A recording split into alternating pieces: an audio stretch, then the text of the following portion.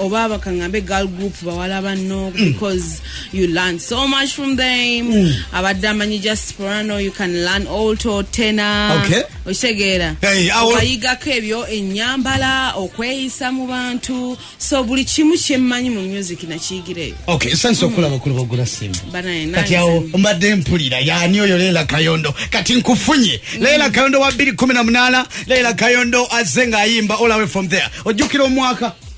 By then wakubira weekend wakubira lero awo tuli mu 2009 miaka tujireka as a person kati my god ozotambula video kwa solinga kola audio kola bichi byonna EDDY YAWE yaberanga wao. EDDY YAWE yaberanga wao of course nga boss era nga afuna yakho abatu managinga nga yaliwo nga omukulu. Kitu nakikwasaganya ovana ye otandika okwawukana ne EDDY YAWE mwaka ki? Tulabika tuli mu 2010 ngegwako omwayomba tetwayomba twatulanga abawala twali abawala basatu. Nze Rena na Romance na Anita netutula buli omu nga awulira nti oba tutuuse omanyi waliwo otuuka kati mwe bakwita ku kyaluka kwa kati fe tusajja kola naye kati okumanyanga ekintu ekyaffe kyali kyanjawulo.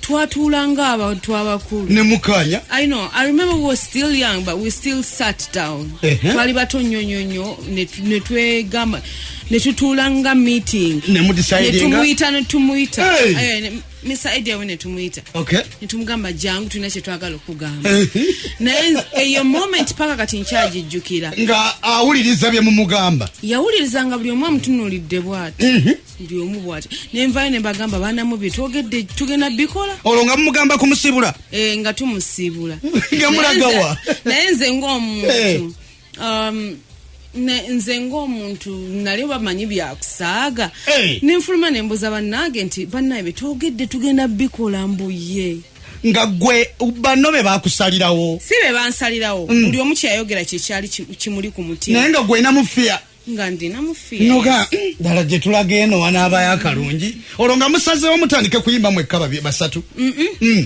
anti kati nze nali mmanyi nti oba tugenda kuddayo basatu kati banange ne bangamba mbunedda buli omu agenda lulu